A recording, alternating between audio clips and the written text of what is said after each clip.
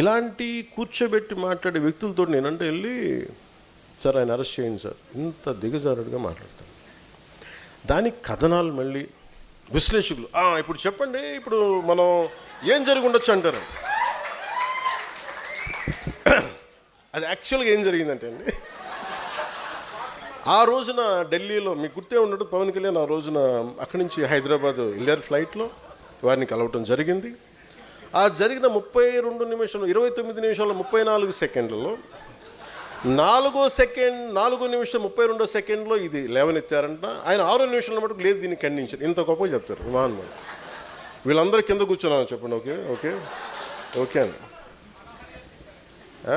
They నేను మనోహర్ గారికి చెప్పను నేనేం మాట్లాడాను, ఆయనకేం తెలుస్తుంది. ఏం మాట్లాడతాం నిజంగా ఆ స్థాయి వ్యక్తులు ఏం మాట్లాడతాం అంటే నేను కోర్టులు చెప్పాలండి.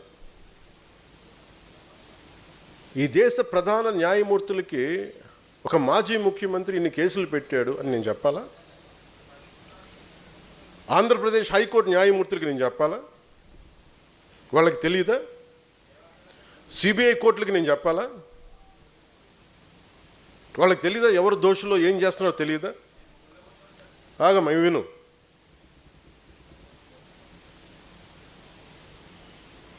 ఏ కేసుల్లో ఎవరు చేస్తున్నారో వాళ్ళకి తెలియదా?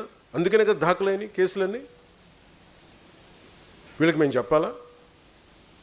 అవమానం చేసినట్టుగా నిజంగా ఈ టీవీ సంస్థలు కానీ ఇలాంటి చేసే సంస్థలు నిజంగా ప్రజా సమస్యల గురించి మీరు ఎప్పుడన్నా మాట్లాడారా? ఇంత కలుషితం అవుతుంది, దీనివల్ల ప్రజలకు ఇంత ఆరోగ్యాలు పోయినాయి, అవి మాట్లాడరు మీరు. ఎంతసేపు ఎదవ చండాలపు రంకులు బొంకులు తప్ప మీరు మాట్లాడేది. చిన్నప్పుడు మేము ఏదో మ్యాగజైన్ గుర్తులేదు నాకు, ఏదో పేపర్ తెలుగు ఆంధ్రప్రభ అని తెలియదు, దాంట్లో ఫాలాక్షన్ డైరీ అని ఒకటి ఉండేది చిన్నప్పుడు. ఎప్పుడు చూడు దాంట్లో మొత్తం చూస్తే వాడు రంకులు మాకు అనిపించింది. మేము చదువుతుంది మా అమ్మ తిట్టేది, ఇదేంటో ఈ ఛానల్ని చందమంతో పాటు అది కూడా చదివాడు అని నాకు అనిపించేది. అట్లాగే మేము ఏదైనా చూద్దామంటే ప్రజలకి విఘ్నత కలిగించే మాటలు మాట్లాడతారా? విజ్ఞానం కలిగించే మాటలు చెప్తారు. ఎందుకంటే దానివల్ల ఓట్లు పడవు. పవన్ కళ్యాణ్ అని ఎవరిని తిడితే, పవన్ కళ్యాణ్ అని అమిత్ షా గారు కూర్చోబెట్టి ఒక కథనం కలిగితే చూస్తారు. నిజంగా మీరు వెళ్ళి కూర్చోబెట్టి ఎంత సమస్యలు ఉన్నాయి, 32,000 మంది ఆ రోజున మనకి గత ప్రభుత్వంలో వెళ్ళిపోయారు. నేను చెప్తే అందరూ అపహాస్యం చేశారు, నన్ను కేసులు పెట్టారు. మరి అదే హోంశాఖ కూర్చోబెట్టి పార్లమెంట్లో చెప్పింది, మరి డేటా రిలీజ్ చేసింది. ఆ రిలీజ్ చేసినప్పుడు వీటి గురించి ఎవరు మాట్లాడరు. ఈ చండాలపు రంకులు బొంకులు ఈ చండాలం తప్ప ఏ రోజున బాధ్యతగా కూర్చోబెట్టి మాట్లాడారా? ఇది దీని మీద మీరు యుద్ధం చేయాలి. ఉద్యమీలు కానీ సాధక్స్ కానీ మీరు గట్టిగా మాట్లాడాలి. ఇటువంటి ఎవరు ఏం చేస్తాం మాకెందుకు, ఎవరి వ్యక్తిగత జీవితం మీరు ఏం చేస్తా నాకు నేను ఎప్పుడు మాట్లాడాను. మన ఎమ్మెల్యేస్ కూడా ఇదే చెప్పారు. మేము నలిగి ఇక్కడ దాకా వస్తే మీ పర్సనల్ కాంటాక్ట్ తోటి మీరు దిగజార్చగానే చేసించాలని అభ్యర్థించాను అందరూ. 14 సంవత్సరాలు మా వాళ్ళు రోడ్ల మీద పడి నలిగి కేసులు పెట్టించుకుని వస్తే మీరు తక్కువ ఎమ్మెల్యేలు అయిపోయి మీరు కూర్చొని దిగజార్చకండి. ఇంకా చాలా మీరు కూర్చోబెట్టి మీరు ఇద్దరికి నమస్కారం పెడతానని చెప్పాను ఇద్దరికి. నేను అనుకుంటున్నా సేమ్ నాగేశ్వర్ గారి ఎపిసోడ్ కూడా అందులో భాగంగా తీసుకొచ్చింది అని నేను అనుకుంటున్నా. ఎందుకంటే అసలు ఆయన తన విశ్లేషణ చేసిండు.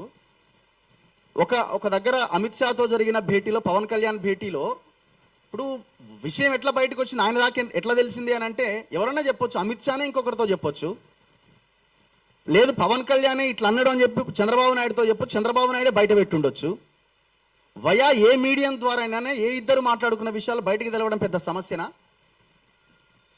అసలు అది ఒకవేళ మీకు అది తప్పు అనిపిస్తే ఖండిస్తే అయిపోతుంది. అది తప్పంతా ఆయన తప్పు మాట్లాడండి అని చెప్తే అయిపోతుంది. దాన్ని ఒక పెద్ద సోషల్ మీడియాలో చర్చ పెట్టి కేసుల దాకా తీసుకుపోయి అరెస్ట్ కూడా చేస్తారనే దాకా తీసుకుపోయి ఇది ఒక పెద్ద న్యూసెన్స్ క్రియేట్ చేసిరంటేనే దీని వెనకాల నాగేశ్వర్ గారు ఇవాళ మొత్తం తెలుగు ఈ దేశంలో ఉన్న సమాజాన్ని ఇన్ఫ్లుయెన్స్ చేస్తున్నాడు ఆయన వీడియోల ద్వారా. ఆయన ఎట్లా పట్టుకోవాలా? ఆయన ఏమైనా బూతులు మాట్లాడతారా? మాట్లాడు. ఆయన ఏమైనా తప్పుడు సమాచారం ఇస్తాడా? ఇయ్యాడు. సో ఆయన ఆయనను ఏదో రకంగా ఇట్లాంటి దాంట్లో ఇరికించే ప్రయత్నం చేస్తే మిగతా వాళ్ళు, ఆయన భయపడి ఎట్లాగో మిగతా వాళ్ళంతా భయపడతారు, టెర్రరైజ్ అవుతారు అన్న దాంట్లో భాగంగా ఇది చేసినట్టుగా నాకు అనిపిస్తున్నది. లేకపోతే అసలు ఇది ఇష్యూనే కాదు. సో ఈ కుట్రని కనుక మనం పసిగట్టకపోతే రాబోయే రోజుల్లో ఏ ఛానల్ని కూడా మిగలకుండా మింగేసే అవకాశం కూడా ఉన్నది. సో ఇప్పుడు మనం ఇంత బలంగా ఇదే బలాన్ని మనం ఐక్యతతో కొనసాగించి ముందుకు తీసుకెళ్తే మనం నిలబడగలుగుతాం. ఇది ఎవడేం మార్చలేడు. ఇది వాళ్ళు ఏదో అనుకొని వాళ్ళు ఏదో ప్లాన్ చేస్తున్నారు, కానీ మనల్ని ఎవడు విడదీయలేడు అన్నది మాత్రం వెరీ క్లియర్.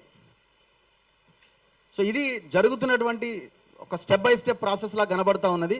ఇక నాగేశ్వర్ గారి గురించి మాట్లాడాలంటే నాకైతే ప్రత్యేకమైన అనుబంధం ఉంది ఆయనతో. నేను ప్రత్యేకంగా ఆయనతో డిబేట్స్ చేయడము, నేను ఛానల్లో పనిచేసినప్పుడు కూడా సో మేము ఇంటర్వ్యూస్ కూడా చేసేవాళ్ళము.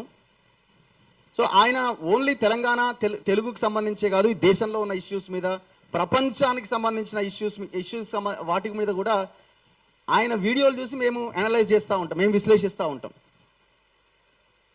సో ఇప్పుడు ఆయన గొంతును మూసేయాలన్నది ఒక కుట్ర జరుగుతున్నది. బీజేపీ ఇక్కడ సైలెంట్గా ఉన్నది, కానీ పవన్ కళ్యాణ్తో చంద్రబాబు నాయుడుతో ఈ పని చేస్తుందని నేను అనుకుంటున్నా. దాంట్లో ఏం డౌట్ లేదు. లేకపోతే వాళ్ళు ఎందుకు మాట్లాడరు? సో ఇప్పుడు మనం ఏం అడుగుతున్నామంటే, మేమే తెలంగాణ తెచ్చినామని మాట్లాడే, మేమే అని మాట్లాడే బీఆర్ఎస్ పార్టీలో ఉన్న నాయకులు ఏమైపోయారు? ఇప్పుడు ఎందుకు ఈ ఇష్యూ మీద మాట్లాడతలేరు? కాంగ్రెస్లో ఉన్న తెలంగాణ ఉద్యమకారులు వీళ్ళందరూ ఎక్కడ పోయినారు? మీరు కూడా తెలంగాణ కోసం కొట్లాడిన వాళ్ళు ఉన్నారు కదా, ఎందుకు జరిగిన ఘటన మీద మాట్లాడట్లేదు? రేవంత్ రెడ్డి మొత్తం కాంగ్రెస్ని మింగేస్తున్నాడు, మొత్తం తెలుగుదేశంతో బీజేపీతో చేతులు కలిపిండని మాట్లాడుతున్న ఈ సోకాల్డ్ నాయకులంతా ఎక్కడ పోయినారు? ఆయనకి సంఘీభావం తెలిపే ప్రయత్నం చేసిరా? ఆయనకి సంఘీభావం తెలిపితే చంద్రబాబు కోపం వస్తుంది, ఆ తర్వాత రేవంత్ రెడ్డి కోపం వస్తుంది అని భయపడుతున్నారా? పదవులు రావని ఏమైనా భయపడుతున్నారా? సో సమాజం చూస్తూ ఊరుకోదు. ఇట్లాంటి ఇన్సిడెంట్స్, ఘటనల పట్ల ఖచ్చితంగా మేమంతా కలిసే ఉన్నాం, కలిసే ఉంటాం. ఈ ఐక్యత కొనసాగుతుంది. పార్టీల నాయకులు లేకపోయినా తెలంగాణ ప్రజలు మా వెనకాల ఉన్నారు. ఈ ఫైట్ కంటిన్యూ అవుతుంది. ఎన్ని శక్తులు అడ్డొచ్చినా ఇది ఆగే ప్రసక్తే లేదు.